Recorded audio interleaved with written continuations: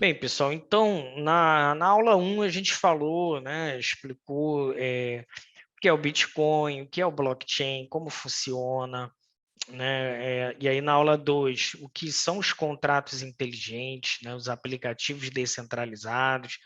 A gente viu sobre centralização e descentralização, né, nas exchanges, em cada uma das criptos, né, o nível de concentração em cada uma delas. A gente explorou um pouco sobre a interferência governamental e a criação de criptos centralizadas por parte dos países, por parte dos bancos centrais, não é verdade? E hoje a gente entra na questão do modelo de consenso em cada uma das criptomoedas, né? Deixa eu compartilhar aqui.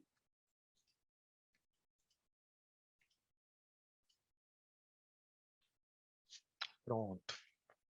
Então, pessoal, modelos de consenso. Eu não sei se tinha alguém aqui assistindo a live no meu canal com o embaixador Ida Algorand, e a gente falou muito sobre isso aqui, sobre o assunto aqui dessa terceira aula, que são os modelos de consenso, né? Por quê? O que é um modelo de consenso? Primeiro, né? O modelo de consenso é o tipo de estrutura de uma criptomoeda que garante a sua segurança, tá? Então, no caso do Bitcoin, o modelo de consenso é esse aqui, ó, Proof of Work, né? É um modelo de prova de trabalho, onde a gente tem os participantes da rede, os nós validadores, que a gente chama, que no caso do Bitcoin são os mineradores. Então, os mineradores, eles que garantem a segurança da rede, né? E eles que validam cada uma das transações, cada uma das transferências que todas as pessoas fazem, são os mineradores, então, que executa esse trabalho de validar, verificar a veracidade e incluir todas as transações dentro de um bloco, e esse bloco, então, é colocado ali na corrente, na blockchain, né? Agora, não existe somente esse modelo de consenso, né? Os dois principais, que é o que a gente vai focar aqui no curso, é o modelo de mineração, como o Bitcoin, e o Proof of Stake. Proof of Stake é o modelo, é a prova de consenso de participação, tá? Vou até aproveitar que a gente colocou aqui o slide maior para ler essa definição e aí a gente vai conversando e vou te explicando. As blockchains com puro mecanismo de consenso, Proof of Work, como o Bitcoin, né, só podem ter novos blocos adicionados por mineradores que investem em equipamentos potentes para ter maior eficiência na tentativa de adivinhar a resposta para os problemas matemáticos, né? Então, aqui, por exemplo, qual outra moeda que é Proof of Work, assim como o Bitcoin? Por exemplo, Ethereum, né? O Ethereum também tem mineradores, também precisa de pessoas que têm computadores potentes, resolvendo cálculos matemáticos para garantir essa segurança, né, e a fluidez da rede. A gente tem, por exemplo, o Litecoin, né, Monero, enfim, várias outras criptos que precisam desse trabalho, pessoas que vão empregar a chamada força computacional, ou muitos, ou centenas, milhares de computadores trabalhando ali para garantir a segurança da rede. E a segurança vem justamente disso, porque é descentralizado, então tem ali centenas, milhares de participantes ao redor do mundo fazendo esse trabalho, né, de empregar sua força computacional na resolução desses problemas matemáticos, e eles são recompensados em criptomoeda. Então, no caso do Bitcoin, vamos supor que eu tenho lá 1.000 computadores trabalhando, né? De 10 em 10 minutos, um novo bloco adicionado à rede, é descoberto ali o cálculo, geralmente a cada 10 minutos.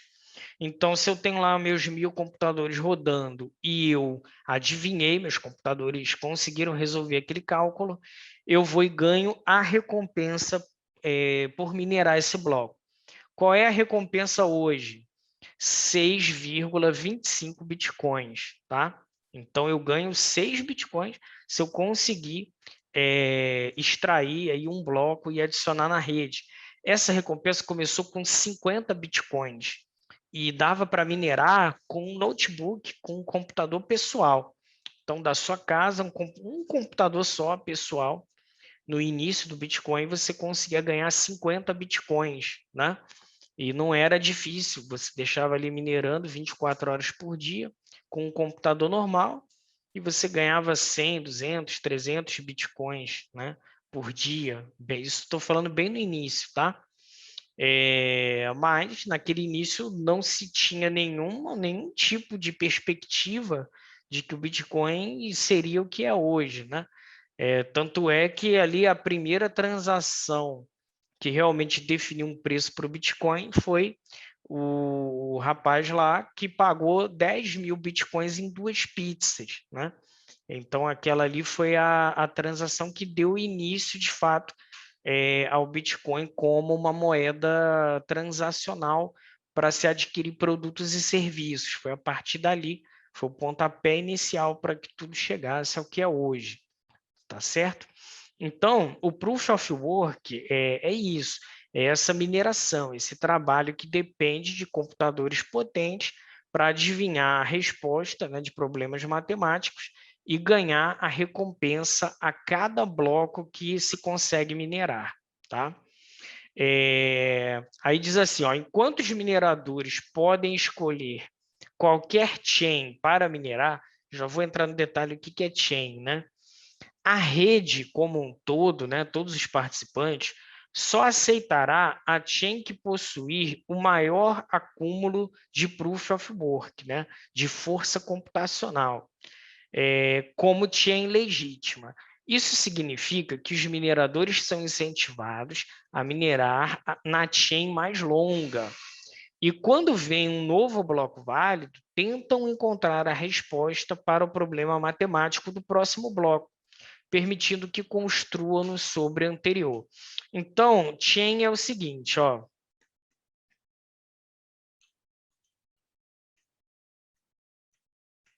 Aí eu vou voltar naquele desenho aqui da blockchain. Esse. Então, ó, isso daqui é uma representação, né? Uma representação aí em imagem do que é um blockchain.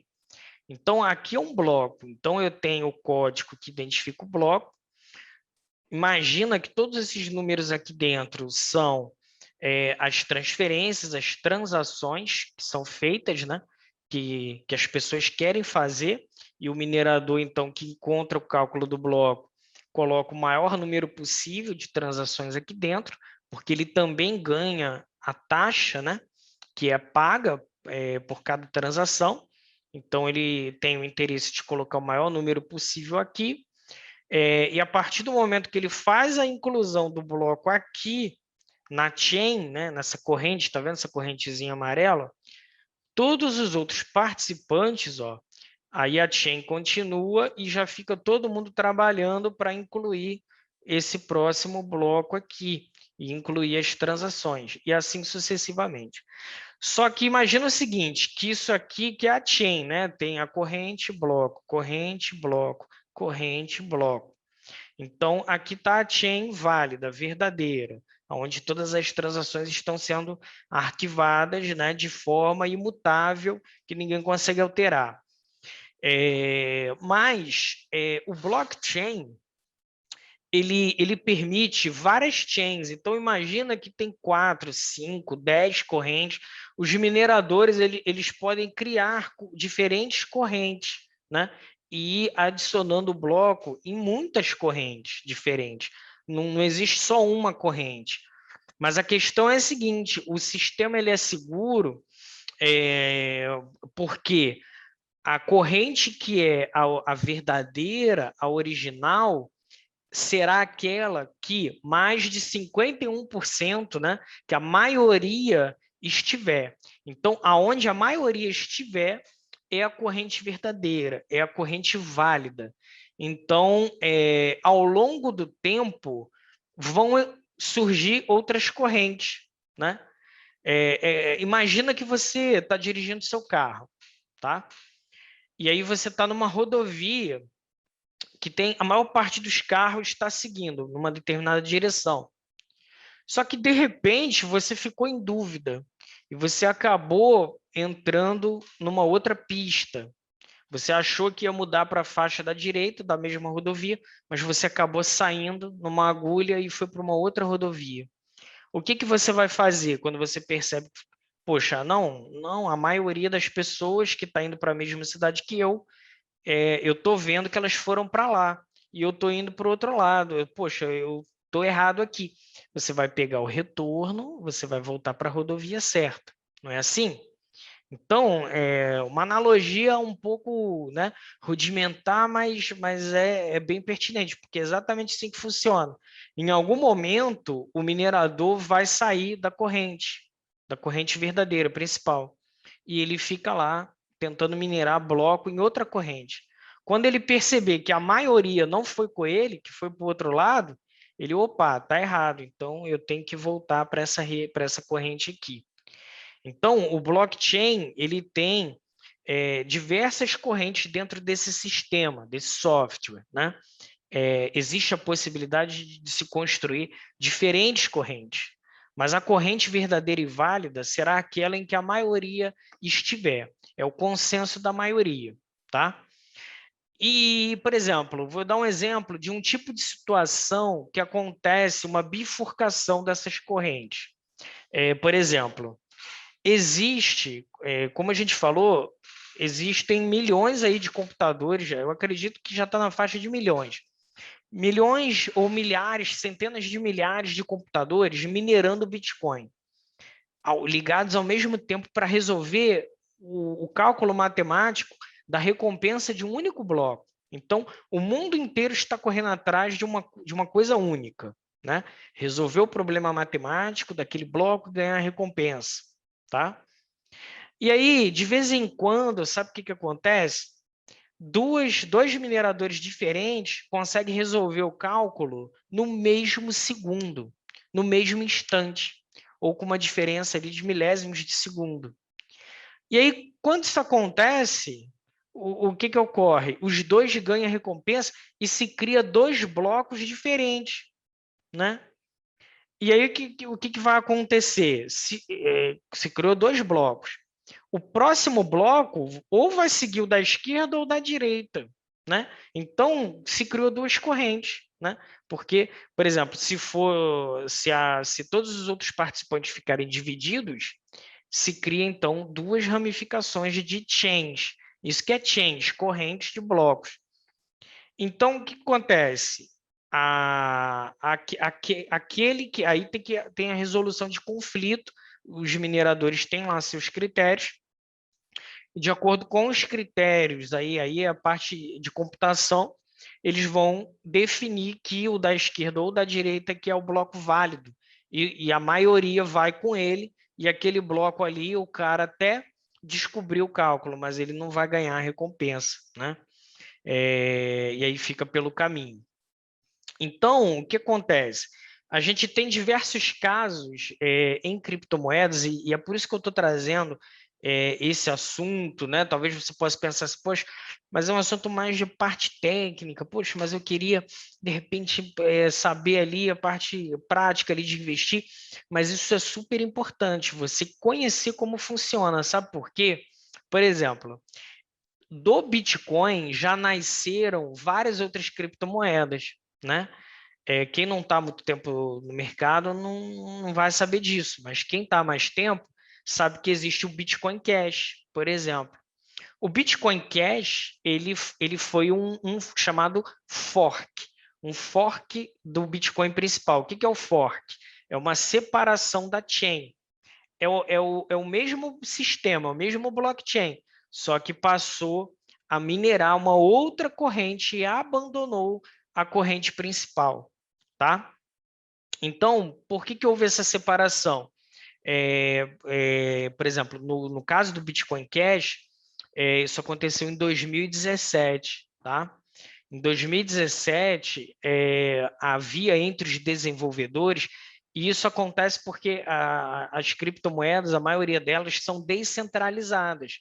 Então, assim, não existe uma pessoa que manda, existe o grupo de desenvolvedores, os mineradores, existe a comunidade que administra, ele faz a gestão daquela moeda. Então, não há unanimidade. Eles também têm divergências entre si. Então, o Bitcoin naquela época, em 2017, surgiu uma divergência. Por quê? Porque o Bitcoin ele não é escalável, ele é lento, né? Ele é muito ineficiente, ele só tem um bloco a cada 10 minutos, né? E aí, dentro de cada bloco não cabe quase nada, centenas de transferências só, não cabe milhares, dezenas de milhares de transferências, não cabe, cabe pouca coisa, né? Então, por exemplo, se eu transferir Bitcoin para o Ricardo, ele vai ter que esperar no mínimo 10 minutos para enxergar o saldo lá na conta dele, né? E se você transferir Bitcoin da sua carteira pessoal para uma exchange, você tem que esperar mais de 1 hora, porque normalmente as exchanges elas só validam o teu depósito depois de 10 confirmações de rede, 10 blocos à frente. Por que a exchange fala isso?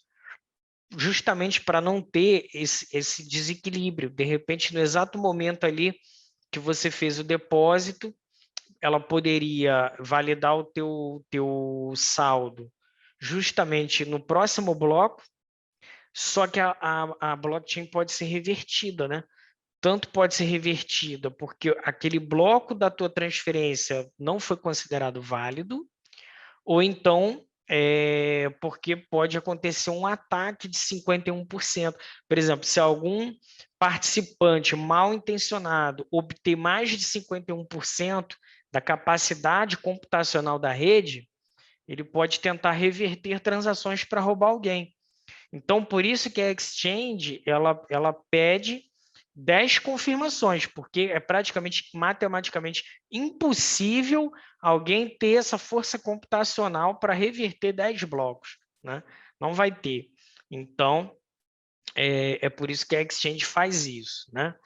Então, você pode ver, você pode perceber que o Bitcoin ele é muito lento, né? Ele não tem uma capacidade grande de processamento de transações, né? É muito lento. E aí tinha uma galera, um grupo de desenvolvedores que tinha algumas soluções na mente. A gente tem que aumentar a capacidade do bloco, né? Por quê? Porque aí a cada 10 minutos, a gente com um bloco maior, com uma capacidade maior, a gente vai incluir mais transações nesse bloco. E aí, com isso, o Bitcoin vai ficar mais rápido. Só que uma boa parte dos mineradores não queria essa alteração, né? E muitos não queriam porque eles não estavam interessados nas taxas de transferência dos usuários. Eles estavam interessados em ganhar a recompensa do bloco, né?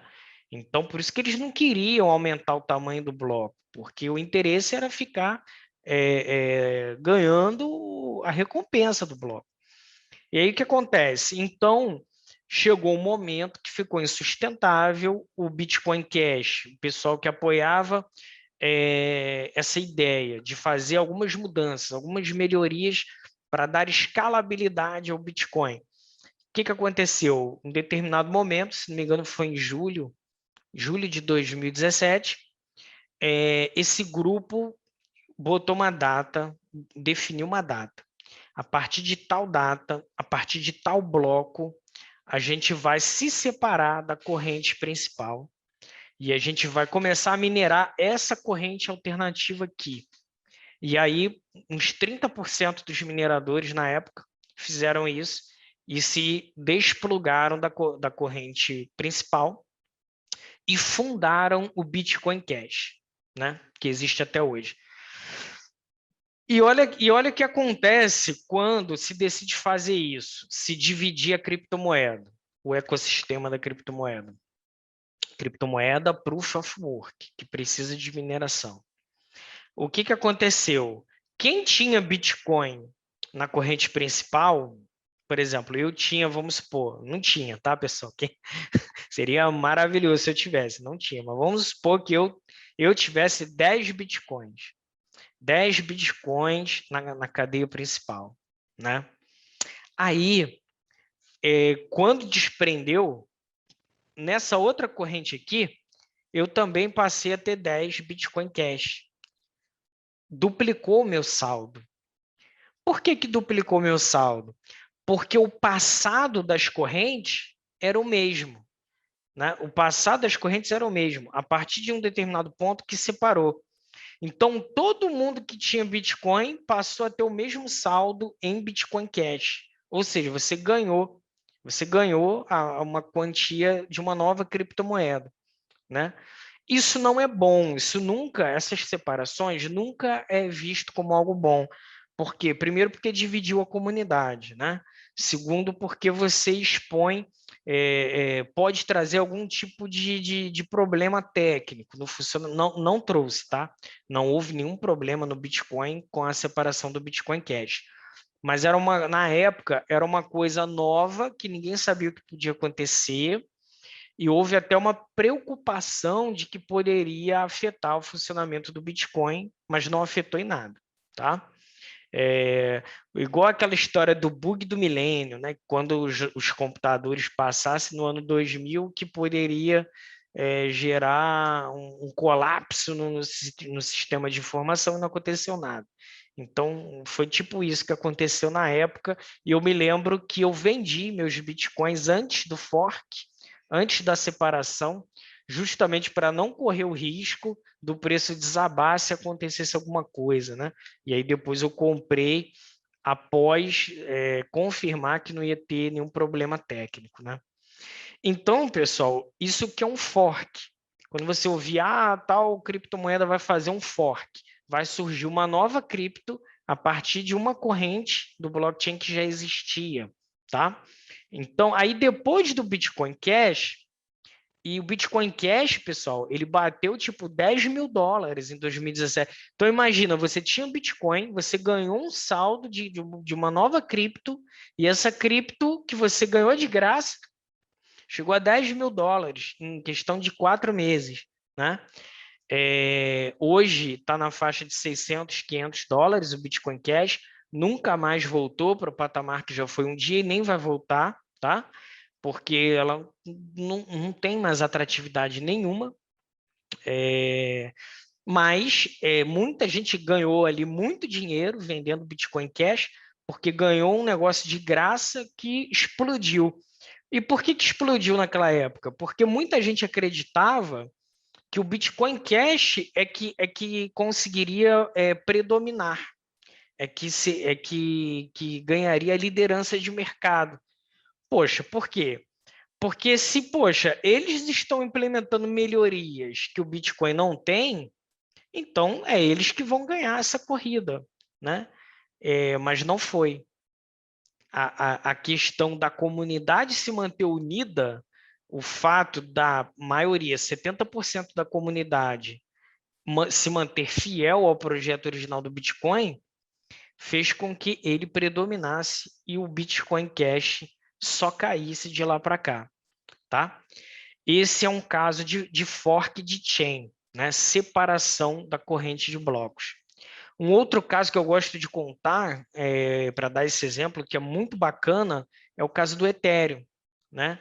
O Ethereum já teve um fork, tanto que se você for na Binance ou outra corretora grande, você digita Ethereum, você vê que tem Ethereum e tem Ethereum Classic. Já reparou isso? Ethereum e Ethereum Classic. ETH é a sigla do Ethereum e ETC é a sigla do Ethereum Classic. E como que foi o caso de separação deles? Foi o seguinte, como a gente viu na aula passada, o Ethereum é a versão 2.0 da blockchain. Ele não serve só para armazenar dados e fazer transferências, servir como moeda. Não. Ele tem os contratos inteligentes e os aplicativos descentralizados. Então, ele permite que se crie estruturas de informação que pode ser usado por governos, grandes empresas, né, pequenas empresas, enfim, pode substituir cartórios, pode substituir, né, departamentos públicos, enfim, pode substituir muita coisa. Então, o Ethereum, que tem a visão de ser o grande computador global descentralizado, ele começou a fazer muitos lançamentos. Porque, assim, ó, dentro do Ethereum, da blockchain do Ethereum, existem várias criptomoedas, né? Por exemplo, se a gente aqui se reunir e quiser criar uma criptomoeda, a gente não precisa construir um blockchain, que dá muito trabalho. A gente pode usar o Ethereum. É muito fácil criar uma criptomoeda dentro do Ethereum, tá? Então, começou a surgir muito lançamento de criptomoeda, os chamados ICOs, né? Que é o Initial Coin Offering, né? Ou oferta inicial de moeda. Então, naquela época, ficou uma febre de lançamento de oferta inicial de moeda. E em um desses lançamentos, esses lançamentos era assim, tinha o site que falava do projeto e tinha o endereço de Bitcoin, Ethereum, Litecoin para você depositar. Então, você depositava lá e você recebia esse token na sua carteira de Ethereum. E aí, o que aconteceu? Um desses projetos foi hackeado. O hacker, ele invadiu o site e ele trocou a carteira destino para receber o dinheiro e botou a carteira dele. Então, o hacker ficou recebendo e fez um estrago de 150 milhões de dólares. Hoje em dia, isso não é nada, né? Porque a capitalização das criptos já passou de 2 trilhões de dólares. Mas naquela época era muito dinheiro. E se nada fosse feito, poderia afundar o mercado de criptomoedas, ia ficar muito mal visto. Então, a comunidade do Ethereum naquela época se reuniu para entender o que podia ser feito. E aí eles fizeram o seguinte, olha, se os mineradores, se a gente pegar, unir a nossa força computacional, né, para ter mais de 51% da força computacional, o que a gente faz? A gente reverte a cadeia de blocos e a gente reverte a blockchain até uma transação antes ou até um bloco antes do roubo, né? Então a gente volta todo esse tempo que o pessoal ficou depositando, a gente volta até o início, até antes do lançamento desse projeto, e aí a gente continua uma nova corrente a partir de então, que a gente isola o saldo do hacker e todo mundo recupera o seu dinheiro de volta. Aí, pô, todo mundo gostou, né? Porque ia devolver o dinheiro de todo mundo. Só que uma parte da comunidade não aceitou. Por que eles não aceitaram? Porque eles achavam, né? Eles acham ainda até hoje, eles acham que a blockchain foi criada para ser imutável, para ser irreversível, para ter transações com segurança acima de tudo. Então, independente de ter acontecido um roubo ou não, roubo pode acontecer em qualquer lugar, né? E o que eles não poderiam fazer era reverter a blockchain por causa do roubo. Eles não aceitaram fazer isso. Mas a maior parte da comunidade, mais de 51%, aceitou. Eles reverteram a blockchain e resolveram a situação do roubo. Mas uma minoria, mas uma parte relevante da época não aceitou e continuou minerando a chain, a corrente, a cadeia do roubo, onde houve o roubo, entendeu? Então, a partir daí, essa corrente que seguiu o caminho ali, o caminho com o ataque, com o roubo, virou o Ethereum Classic. Então, eles se intitulam Ethereum Clássico, porque eles não fugiram, né? Isso eles falando, né? Porque a gente não fugiu dos fundamentos e dos valores que nos fizeram chegar até aqui. Então, nós somos o Ethereum Clássico, né? Porque a gente foi fiel aos fundamentos clássicos da descentralização e do blockchain, porque eles acharam que aquela intervenção não poderia ser feita, mesmo que fosse para salvar todo o ecossistema cripto. E aí se separou e saiu, então ficou duas moedas diferentes. O Ethereum Classic existe até hoje. Mas qual é o preço do Ethereum Classic? $30, $20. Esse, né? Essa nova moeda que aceitou o roubo não vingou e hoje não vale quase nada. E o Ethereum, onde estava a maioria, que retrocedeu a blockchain e foi para o outro lado, está aí até hoje com o Ethereum batendo quase $4.000 por unidade, né? E o hacker ficou só com dinheiro só no Ethereum Classic e usou lá e realmente roubou lá, ficou com dinheiro, né? Mas ficou com dinheiro só em uma das moedas, na outra não, tá? Então, é importante vocês entenderem isso, por quê? Porque em algum momento no futuro podem acontecer outros forks.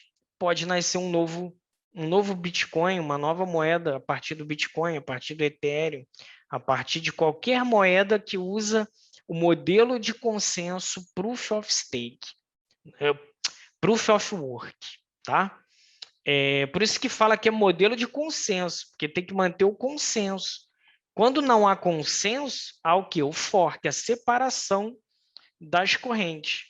Mas em cada uma dessas correntes que separou, existe uma criptomoeda diferente e você tem o mesmo saldo em todas elas, tá? Depois do Bitcoin Cash, dessa primeira separação, aí virou moda. Aí o pessoal maldou, falou assim, poxa, se o Bitcoin Cash deu certo, né? Se a gente fizer um fork do Bitcoin, a gente já nasce com uma criptomoeda grande, com milhões de usuários no mundo todo. Quer saber? Vamos fazer também. Aí nasceu o Bitcoin Gold, o Bitcoin Diamond, o Bitcoin Silver, o Bitcoin não sei o que lá. Enfim, tem mais de 10 Bitcoins que já saiu de dentro do Bitcoin, né? Mas nenhum deles teve relevância, nenhum deles conseguiu vingar, somente o Bitcoin original, né? Então, mas é importante entender como funciona esse mecanismo. E aí, voltando para lá, para a definição, ó, por isso que aqui, ó, aí vamos repetir aquele trecho para vocês entenderem. Cada vez que o minerador adivinha uma resposta válida, ele pode construir um bloco permitido pela rede. Enquanto os mineradores podem escolher qualquer chain para minerar, agora você já entende, né? Que o minerador pode escolher qualquer chain para minerar, mas ele vai buscar minerar na chain que estiver a maioria. A rede só aceitará a chain que possui o maior acúmulo de proof of work, né? Maior acúmulo de gente minerando, né? Como a chain legítima. Isso significa que os mineradores são incentivados a minerar na chain mais longa. E quando vem um novo bloco válido, tentam encontrar resposta para o problema matemático do próximo bloco, permitindo que construam sobre o anterior. A dificuldade de reescrever a blockchain é o que torna possível o funcionamento da rede como um ledger. O que é ledger? É um livro-razão, um livro contábil, né? O blockchain é como se fosse isso, um grande livro-razão, onde são registradas todas as informações, só que é um livro que não fica armazenado em um único lugar. Ele é distribuído de forma descentralizada para todos os participantes ao redor do mundo ao mesmo tempo, de forma online, né? É por isso que, cara, não tem como. Como é que alguém vai alterar, né? Se fosse um único livro na mão de uma única pessoa, alguém vai lá, apaga e escreve outra coisa. Mas como fazer isso quando tem uma cópia na mão de cada uma de milhares de pessoas mundo afora.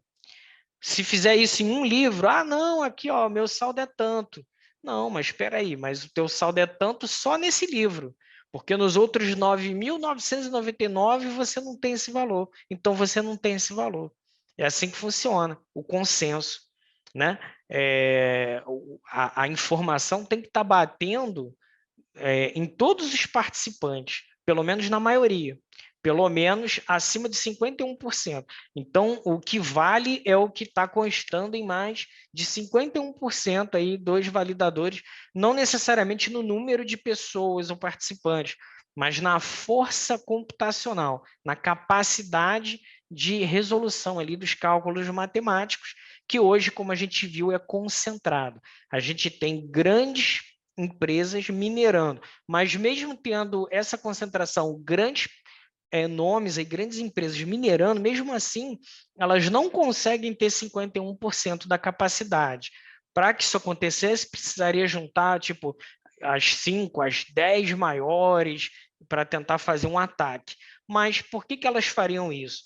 Se elas que gastaram mais dinheiro do que todo mundo para montar o parque de mineração, se elas são as que têm maior quantidade de bitcoins rodando, guardado em carteira, então não faz sentido. Se eles se unissem para atacar a própria rede, para alterar alguma coisa, para roubar o saldo de alguém, o preço da criptomoeda ia despencar, né? Ao vazar a informação, porque é questão de minutos para vazar, de que a rede foi ali corrompida, sofreu um ataque, a criptomoeda ia ser despejada e não ia valer nada, então eles iam ter atacado e roubado algo que não vale nada. Então, por isso que o Bitcoin ele é extremamente seguro, porque ele foi construído num modelo de que não há nenhum incentivo para tentar roubar, atacar, sabotar a rede, nenhum. Né? Pelo menos por parte de quem está minerando. E só pode atacar realmente quem está ali, como um participante ativo. Né? Lembrando, Bitcoin não pode ser hackeado. Por quê? Porque não existe um servidor central. Não existe. Ele é descentralizado e distribuído. O único tipo de ataque que pode acontecer é esse de 51%. Só que o que a pessoa ganha fazendo isso? Ganha nada. Se ela tem uma força, uma capacidade computacional para ter mais de 51%, é muito melhor ele minerar de forma honesta, porque aí ele vai ganhar a maioria dos blocos, né? Porque ele tem toda essa força, então ele vai ficar ganhando a maioria das recompensas. Vai valer muito mais a pena financeiramente ele agir a favor da rede do que contra ela, né? Olha que legal. Então, o protocolo, o código, ele é matematicamente projetado para não ter esse tipo de fraude, esse tipo de ataque. Ele não depende da boa intenção, da boa fé dos participantes. Não, não precisa. Ele é matematicamente projetado para não precisar e todo mundo trabalhar a favor, tá? Bem, então, Proof of Work. Alguém quer perguntar alguma coisa de Proof of Work?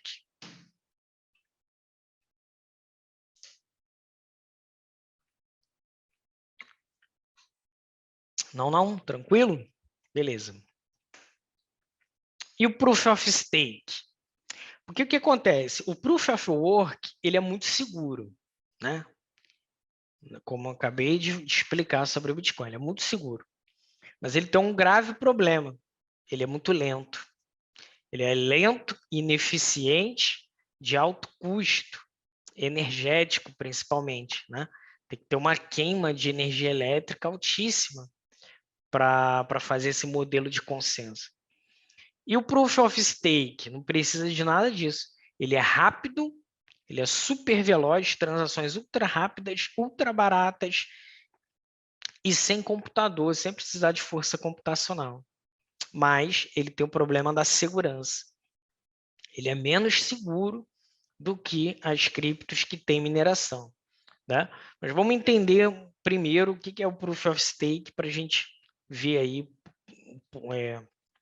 o lado positivo e negativo de cada um.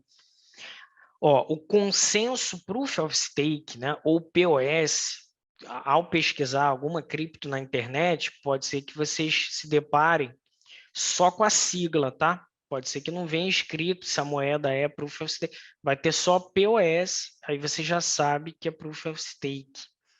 O consenso POS é um método alternativo usado para decidir quem pode adicionar novos blocos e verificar o estado atual da blockchain.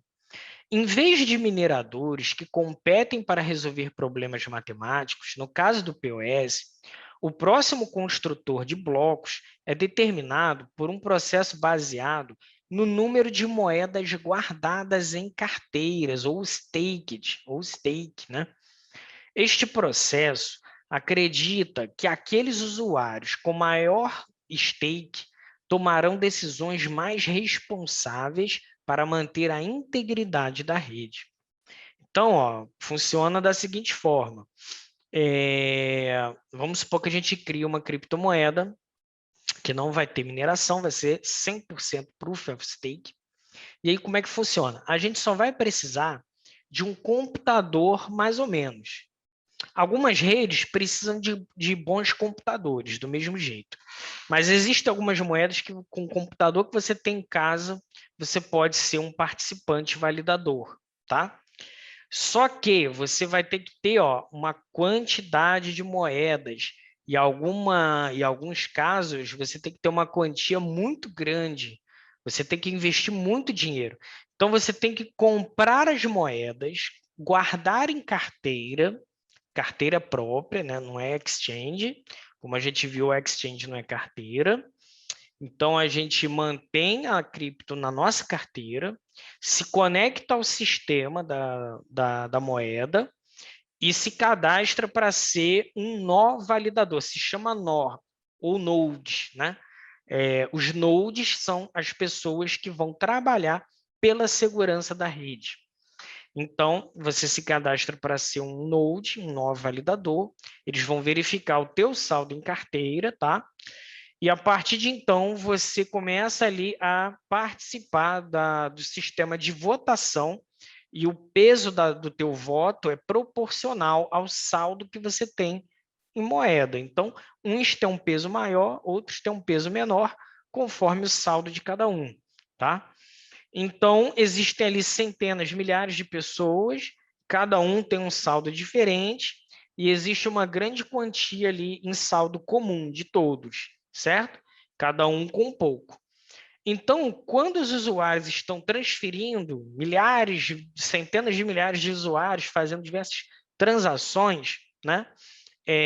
Aí vai se colocando os blocos, tá? Na blockchain, mediante a definição que foi feita no protocolo. Então, por exemplo, em algumas moedas Proof of Stake é por sorteio. Então, você tem lá N participantes, como nó validador. Aí faz um sorteio e aquela pessoa que foi sorteada é que vai fazer a inclusão do bloco na blockchain e vai ganhar recompensa, tá? Alguns não é por sorteio, né? Por nível de participação, né? Então, todo mundo ganha um pouquinho, vamos dizer assim, valida o bloco automaticamente e cada um ganha uma fraçãozinha de acordo com o volume de saldo de cada um. Então, você sempre vai estar ganhando, sempre, sempre, sempre, mas proporcional ao saldo que você tem, tá?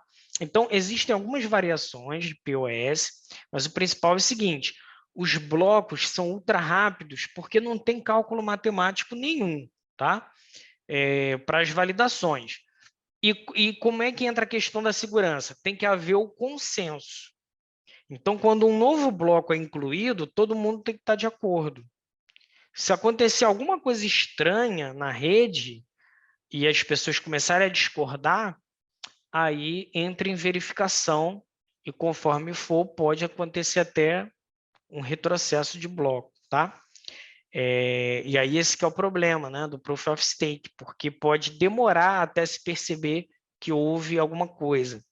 E aí depois vai ter que reverter muitas transações, muitos blocos, e isso pode gerar muito problema, né?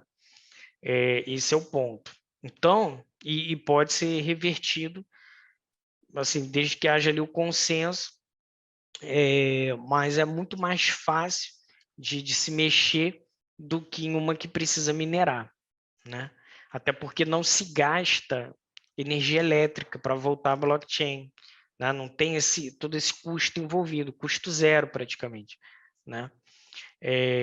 Então, basicamente essa é a estrutura. Aí vem a segunda parte que é bem bacana, ó. O mecanismo de consenso POS elimina a necessidade da mineração, extremamente custosa energeticamente. Mas essa falta de gasto energético cria outro problema, às vezes chamado de nada em risco. No caso de uma chain que sofreu fork, caramba, olha como é que vocês estão ficando técnico agora, né? Ó, no caso de uma chain que sofreu fork. Então, o que essa frase quer dizer? Ó, no caso de uma chain que sofreu fork. No caso de uma chain que sofreu fork é o seguinte, no caso de uma moeda que estava todo mundo aqui, ó, na mesma chain, todos os blocos na mesma corrente, e sofreu fork, ou seja, alguns se separaram e começaram a minerar, não, começaram a adicionar blocos por outro caminho, né? Isso que significa essa frase. No caso de uma chain que sofreu fork, os forjadores do POS, né, forjar é geralmente um substitutivo para minerar, eles são incentivados a minerar em ambas as chains. Aí é que está o problema, né? Porque na mineração Proof of Work, que você gasta energia elétrica para estar lá minerando, se você começa a minerar numa outra chain, de repente, você não vai continuar minerando lá, porque você sabe que não é a chain verdadeira. E aí o que acontece? Você sabe que você vai estar gastando energia elétrica, computador, tempo, para algo que, pô, não vai valer nada. Pode ser que vale alguma coisa? Até pode, mas pode ser que não valha nada. Então você está gastando dinheiro para algo sem valor. Então você não é incentivado para continuar aquilo ali. Já no Proof of Stake, isso não acontece. Por quê?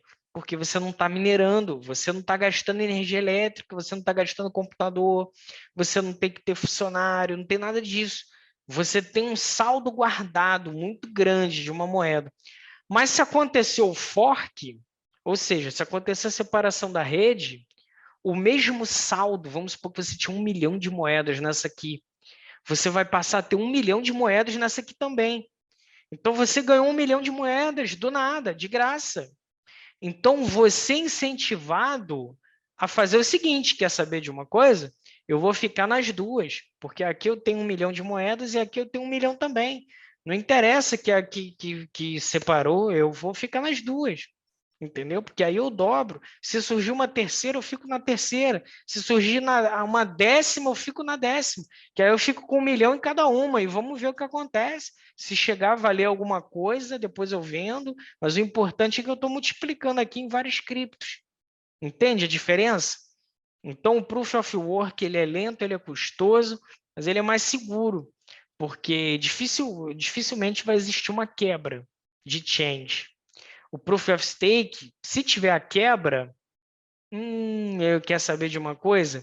Eu vou baixar o programa da outra também, no outro computador aqui, ó, e vou ser um participante validador com esse 1 milhão de moedas que eu ganhei do nada. Entende? Esse é que é o problema. E essas divisões é ruim para a comunidade de criptomoedas, né? Porque suja a imagem. Poxa, ó, fizeram de propósito, poxa, ó, fizeram aí só para criar um esquema aí de fazer uma alta na moeda, depois eles mesmos vão vender e quem segurou vai ficar no prejuízo. Então, isso é muito chato, é muito ruim. Quando um ecossistema é criado em criptomoedas, geralmente ele tem um propósito, ele tem uma missão, né? E a comunidade fica ali em torno porque acredita no projeto.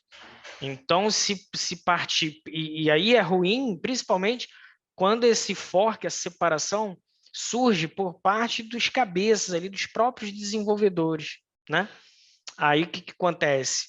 Suja a imagem e cai em descrédito tanto um quanto o outro, né?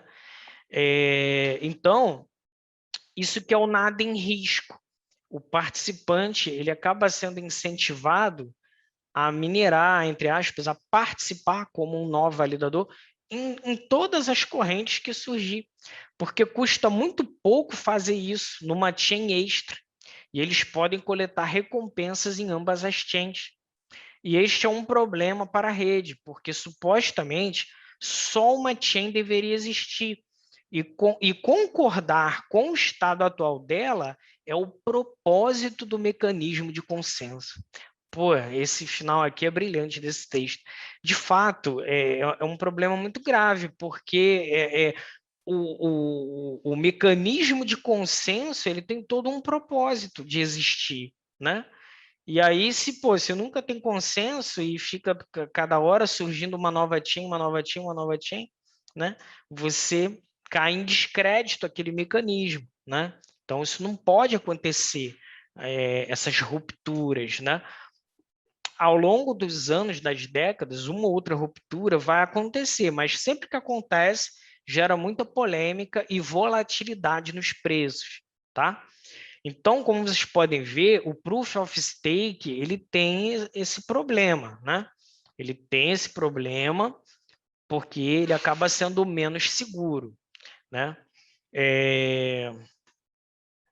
E aí, ó, algumas moedas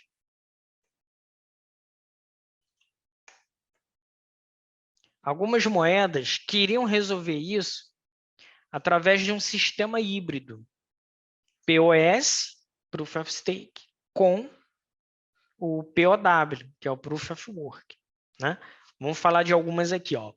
O objetivo dos sistemas híbridos de Proof of Work e Proof of Stake é capturar os benefícios dos respectivos sistemas e usá-los para balancear as fraquezas de cada um.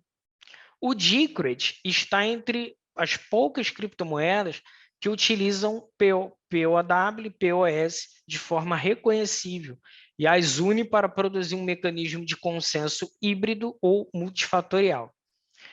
As Masternode Coins, né, são, em alguns aspectos, também híbridas. O que são Masternode Coins? São moedas Proof of Stake, que tem a figura do Masternode. Quem é o Masternode? É um participante validador da rede. Tá? Vou mostrar para vocês uma moeda que tem isso.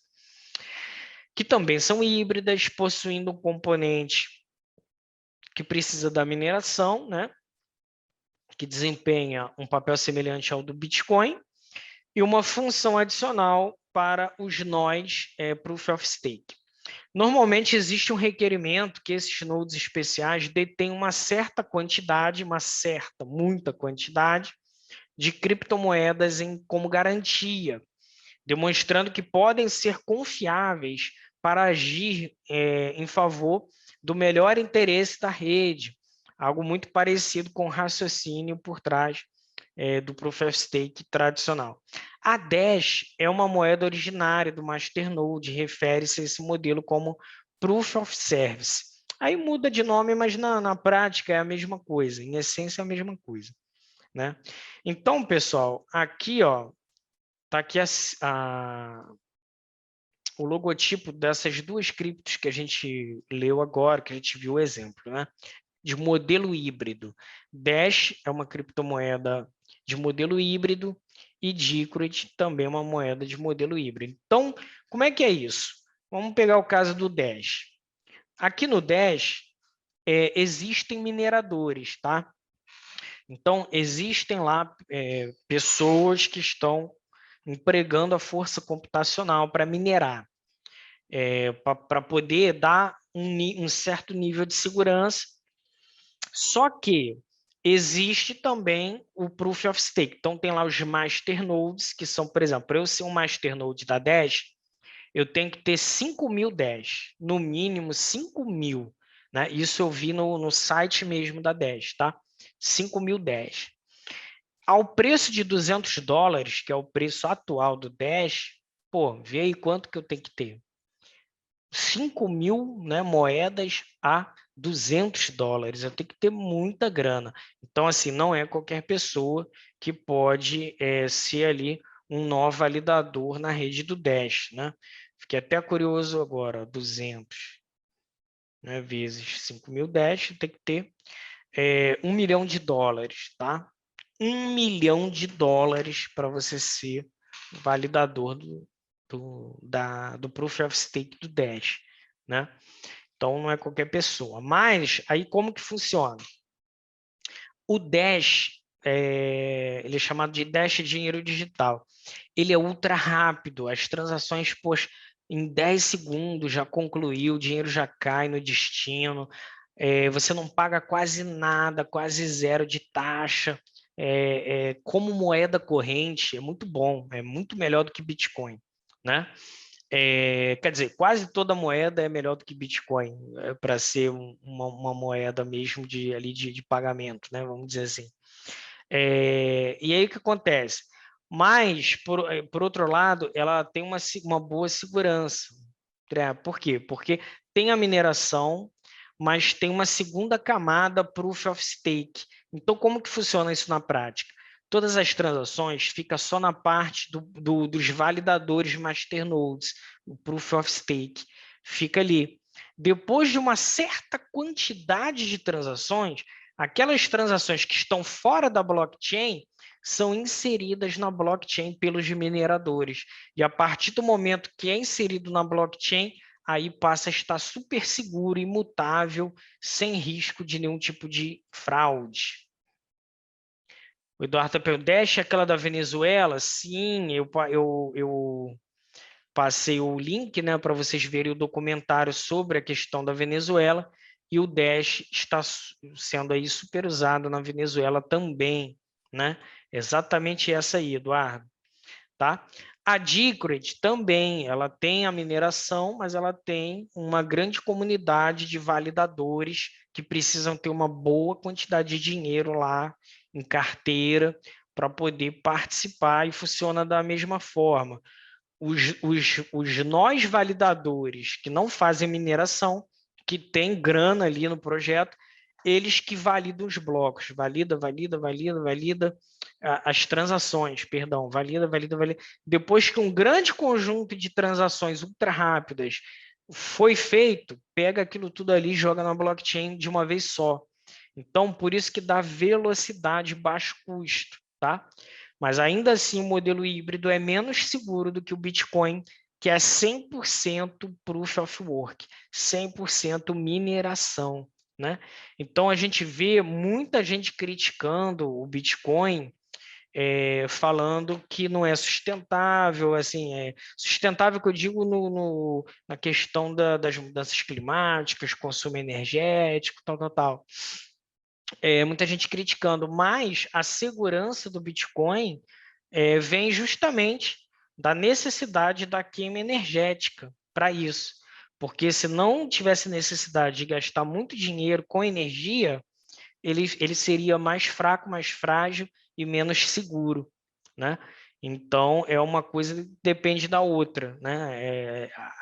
E o preço do Bitcoin aí perto de $50.000, ele vem justamente por ser uma rede extremamente segura, né? É por isso que empresas como Grayscale, MicroStrategy, né, lá do Michael Saylor, a MicroStrategy tem mais de 114 mil Bitcoins.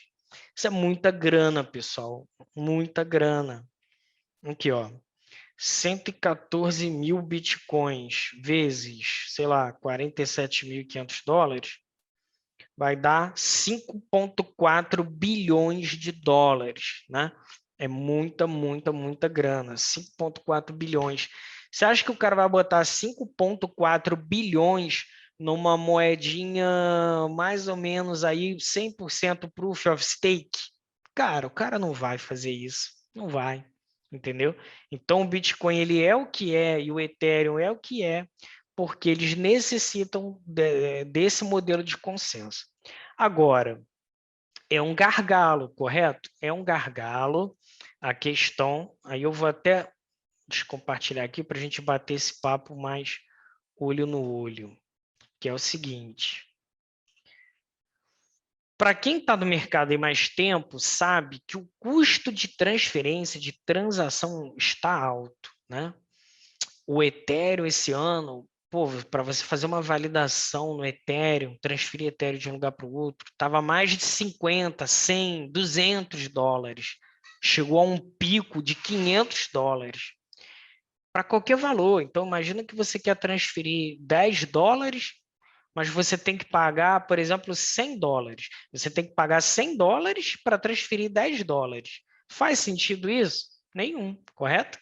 Você vai usar uma coisa dessa? Nunca, né? Então, o que acontece? E o Bitcoin também. O Bitcoin, nos momentos de gargalo, ele chega a 50 dólares para você fazer uma transferência de qualquer valor. Então, se você quero pagar um cafezinho com Bitcoin. Tu não pode, porque a taxa é absurda, né?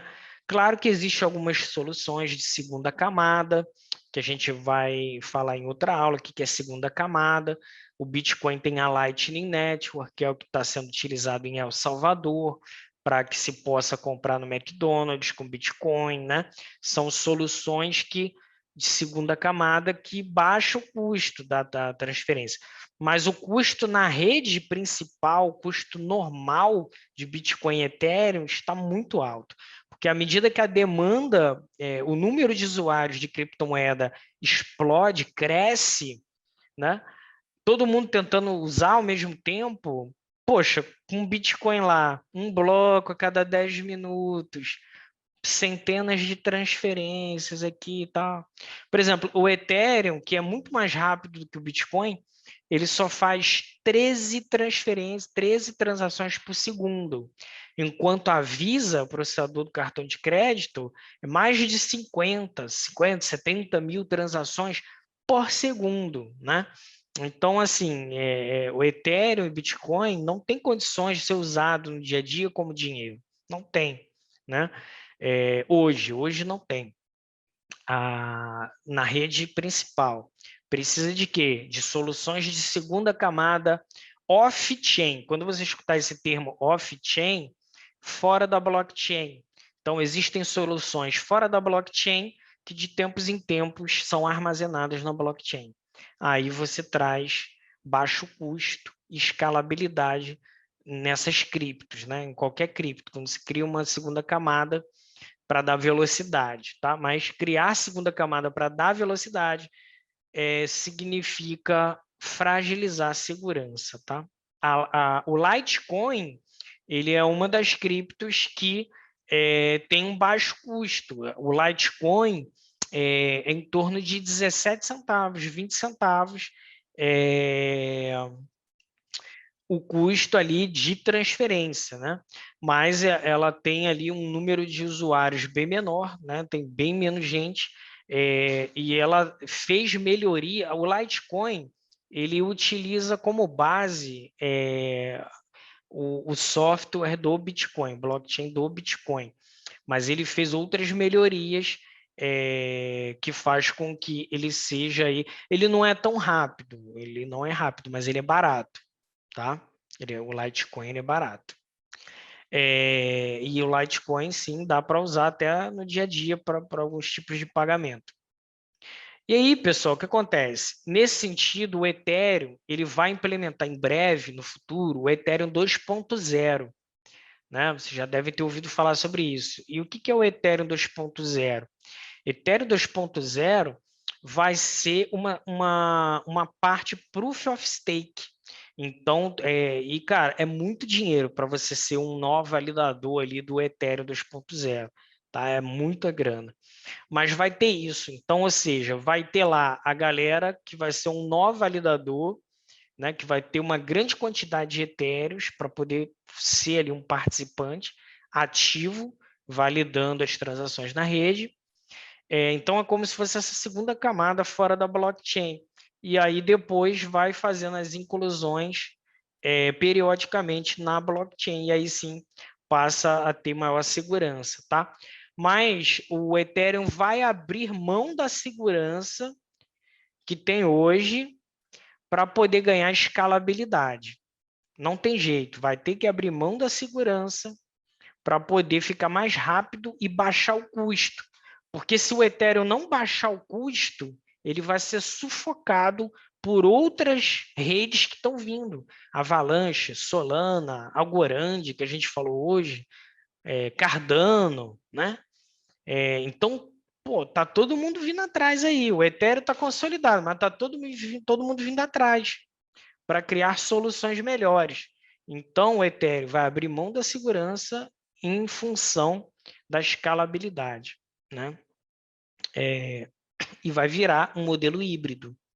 Ele vai continuar tendo mineradores, mas ele vai ter o Proof of Stake também, né? E a gente tem várias moedas 100% Proof of Stake também, né? Muitas aí. A Algorand, por exemplo, que a gente viu hoje na live. Se você não viu a live hoje no meu canal, quando terminar a aula aqui, aproveita o final de semana aí, ó, em vez de assistir Netflix, pô, só tem aí, agora só bota uns filmes estranhos, pega a live lá sobre algo grande que muita coisa do que está sendo dito aqui, você vai perceber que o Fred falou lá sobre o Algorand. O Eduardo pergunta assim, ó, então, teoricamente, com a chegada do Ethereum 2.0, o preço vai decolar porque muitas pessoas vão comprar Ethereum em massa para ser um validador. Não por causa disso. Não é que o preço vai subir. Sim, o preço tende a subir. Mas ele não vai subir porque vão comprar Ethereum para ser validador. Na verdade, quem vai ser validador já tem o Ethereum. Não vai comprar Ethereum para ser validador. Só vai ser o validador no Proof of Stake do Ethereum quem já tem. Entendeu? Tem muita gente, os próprios mineradores que hoje estão lá minerando Ethereum, esse vai ser o mesmo cara que vai ser o Proof of Stake. Entendeu? As baleias, as grandes baleias é que vão ser. Não vai ter alguém que vai comprar 35 mil etéreos, que tem, então vou comprar hoje aqui 35 mil etéreos para poder entrar. Não vai. Já vai ser quem já faz parte ali da alta cúpula ali das baleias do Ethereum, entendeu? Mas o preço, sim, tende a se valorizar por outro motivo, porque a partir do momento que você baixa o custo por transação no Ethereum, você permite uma entrada de muita gente que quer entrar e não consegue. Como assim? Ó? Quer entrar em quê? Quer entrar no DeFi, né? Usar a blockchain. Então, por exemplo, para você usar o DeFi, para você fazer um farming, para você usar uma DEX, né, uma exchange descentralizada, você tem que pagar a taxa de gás do Ethereum. Muita gente hoje não faz DeFi no Ethereum por causa do custo do gás, que é muito caro. Então, o Ethereum hoje a gente brinca que é blockchain de rico, né? Porque só quem tem muita grana é que não vai se incomodar de cada vez que interagir com um protocolo ter que pagar $50. Tem que ter muita grana para ignorar $50, né? Por isso que a Binance Smart Chain, que é a blockchain da Binance, cresceu muito, porque lá você paga 15 centavos, 20 centavos de dólar para interagir com um protocolo DeFi, por exemplo. Outros, dentro do próprio Ethereum, né? A Polygon, a Matic, que é uma side chain do Ethereum. Depois a gente vai ver no detalhe sobre isso, mas é uma segunda camada, vamos dizer assim. Muito barato, Solana muito barato, Avalanche.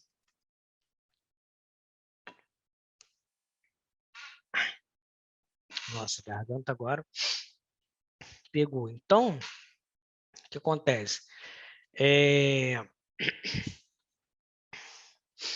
O preço do Ethereum tende a subir por causa do 2.0, na verdade ele não tende a subir, ele já está subindo. Ele já subiu a $4.400, agora caiu e está perto aí perto de 3.500, 3.600, justamente pela expectativa do Ethereum 2.0, porque vai permitir uma entrada de usuários muito maior do que tem hoje. E muitos desenvolvedores de aplicações descentralizadas vão querer ir para o Ethereum, porque hoje muitos têm ido para outras redes por causa disso, né? Então, vai atrair muita gente e vai conseguir fazer esse movimento de entrada de usuários. O Márcio está perguntando, né? Alan, tem ideia de quando vai ser implementado? Cara, não, foi adiado, tá? Se fala em final do ano que vem, né? E aí, se não for implementado até final do ano que vem, pode trazer até problemas para o preço, né? Se tiver mais atrasos. Então, tomara que não tenha mais atrasos até lá. Mas não tem, já tem os nodes, né? Os nodes já estão sendo selecionados, escolhidos, já está tudo certo, só que não está acontecendo um consenso na comunidade. Por quê? Porque a receita dos mineradores vai cair quando for implementado. Então, tem minerador que não quer, entendeu? Porque ele sabe que no longo prazo a receita de mineração tende a cair, só cair, né? E aí o cara não quer. Então há uma disputa interna em relação a isso, um conflito de interesses, né? O cara é um dos principais da rede, mas ele não quer a evolução da rede porque ele não quer perder dinheiro, né? Então, enquanto esse problema não é resolvido, a coisa não anda, né? Parece até a política brasileira, né? Fica aquele jogo ali, ó. Se você não fizer o que eu quero, eu não voto no projeto. O projeto vai ficar engavetado aqui e tal. É política, né? Política em todo lugar. Então, tem essa dificuldade aí para poder implementar Ethereum 2.0, né? Então, pessoal, quando você for avaliar uma cripto para você investir, uma das primeiras coisas que você tem que procurar é entender qual é o modelo de consenso dessa criptomoeda. Ela tem mineração? Ela é proof of stake, né? Qualquer pessoa consegue ser proof of... Quantos nodes terão, né? São poucos? São muitos? É centralizado? É descentralizado? Por exemplo, a gente viu hoje na live do Algorand que o Algorand tem uma barreira muito baixa de entrada, então tem mais de 1.200, 1.272 nós validadores, é muita coisa. Enquanto que na BSC, na Binance Smart Chain, só tem menos de 30. Então, qual rede é mais segura? Algorand ou Binance Smart Chain? Algorand. Por quê? Porque está muito mais descentralizado, né? Quando você tem um número muito pequeno de participantes, aí o que acontece? Pode ter ali uma corrupção, alguma coisa ali, e com um universo de 1.270 e pouco já é mais difícil, né? Ó, mas sou apaixonado pelo Ethereum, mas ficar de olho em outros... Cara, cuidado com esse negócio, a gente não pode ser apaixonado pelo projeto, a gente pode gostar muito, mas assim, é aquilo, né? O sentimento nunca leva a gente a tomar decisões boas, tá? Quem vai pelo sentimento normalmente só toma decisões ruins, né? E aí o que acontece? Ethereum é fantástico, eu também acho. Mas é uma moeda que, cara, todo mundo tem que ter em hold. Não faz sentido você estar em cripto e não ter Ethereum. Você tem que ter Ethereum, né?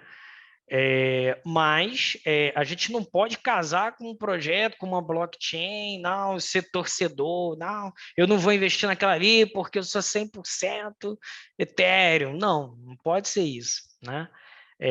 Porque, como eu falei, cara, pode acontecer muita coisa.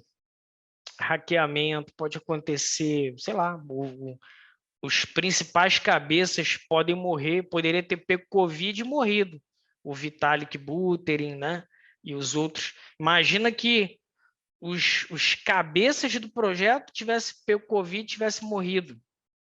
E a comunidade começasse a ficar muito dividida. E aí fizesse um fork. E aí o Ethereum caísse 80% do preço. Entendeu? Esse que é o ponto. Então, assim, a gente está num mercado muito promissor, mas que existem riscos que você nem sabe que pode acontecer, né? Já parou para pensar nesse exemplo, por exemplo, que eu dei?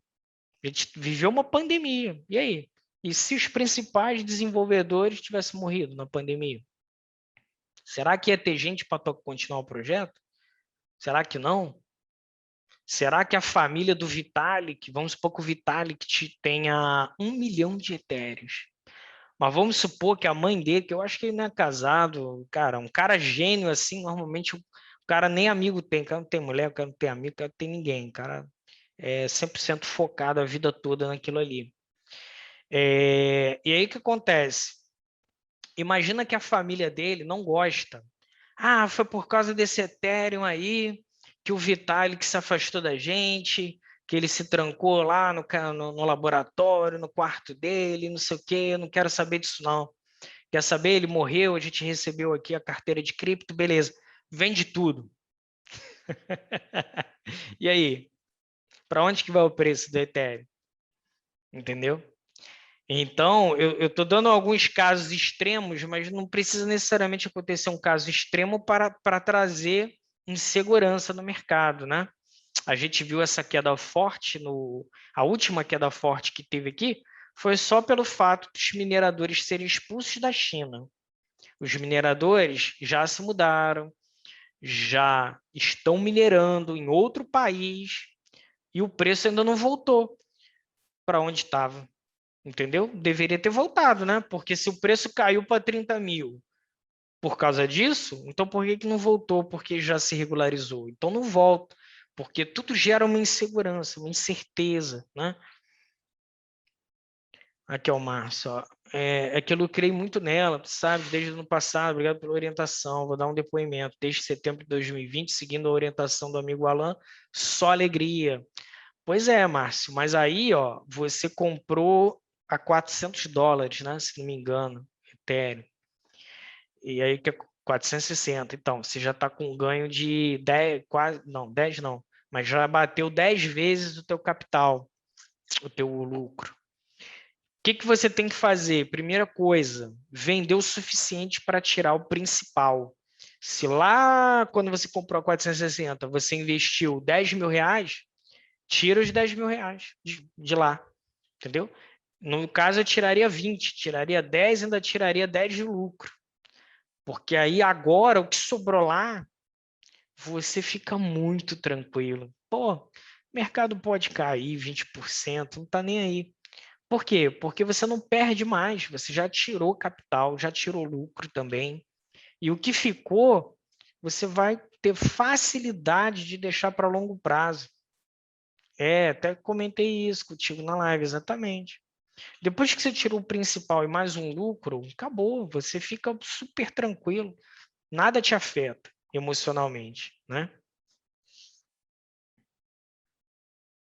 Não, mas ele tem, o Frank, eu não sei, depois vamos ver no Google aí, mas ele tem. É, ele é centralizado, mas toda cripto é concentrada, o Frank. Tu não estava na aula de ontem, né? Depois a aula de ontem a gente vai repetir amanhã. Na aula de ontem, ó, vou compartilhar aqui rapidinho. Aí, ontem foi um dos pontos que a gente mais falou ontem, foi sobre isso. Aqui, ó, vamos ver se a gente volta aqui rapidinho.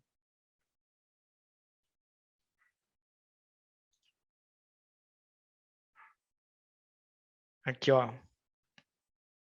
Só para te dar uma assustada, Frank. Tô brincando, não é para ficar assustado, não. Aí, aqui, ó. Por exemplo, 98% de todos os tokens XRP está na mão de menos de 100 carteiras. Não é nem 100 pessoas, né? Porque cada pessoa pode ter mais de uma carteira. 98% dos tokens está na mão de menos de 100 pessoas. Né? O Ethereum, aqui, ó, 35% de todo o Ethereum está na mão de menos de 100 pessoas. 19% do Bitcoin está na mão de menos de 100 pessoas. Então, Cripto é um universo descentralizado? É, mas é concentrado. Nosso mercado ele é concentrado. Pouquíssimas pessoas com muita quantidade de moeda, tá? Muito concentrado. E é daí que vem essa volatilidade absurda, né? Essa volatilidade absurda é justamente por causa disso. Porque quando um desses caras que tem muito resolve vender, sai de baixo, entendeu? Sai de baixo que o preço vai despencar. É assim que acontece. Aqui, ó, eu até mostrei ontem, Frank, e vou mostrar na aula amanhã de novo. Esse site aqui, ó, Look into Bitcoin, né? Tipo, para onde está indo o Bitcoin. E aí eu mostrei esse gráfico aqui para a galera, ó, de quantas carteiras existem no Bitcoin que possuem mais de 1000. Pô, 1000 Bitcoins é muita grana, né? Só que a gente tem mais de 40 milhões de pessoas que têm alguma coisa de Bitcoin no mundo, né? E de todo esse universo, apenas 2.000 pessoas, 2.125 até dia 3 aqui, ó, apenas 2.000 carteiras possuem mais de 1000 Bitcoins. Ou seja, existe uma concentração muito grande, né? Pois é, se uma baleia sai, a onda acerta até a gente aqui. Pois é, joga até para areia, joga lá na areia a sardinha, entendeu? Quando uma baleia dessa vem, a onda quebra na cabeça da sardinha, joga lá no joga lá na churrasqueira do que está na areia, entendeu? Para fritar. Então, é bem isso. Amanhã a gente vai fazer aí a segunda aula novamente, e aí a gente vai conversar sobre isso. Então, assim, o nosso mercado ele é muito concentrado. Concentrado na mão de poucos, das baleias, né? É concentrado nas exchanges centralizadas, né? É concentrado agora na direção de governos. A gente vai começar a ver governos entrando para valer e tentando aí fazer parte dessa concentração do mercado, entendeu? Mas a boa notícia é que a longo prazo o número dessas baleias vai diminuindo, que elas vão realizando muito lucro mesmo e começando a sair totalmente.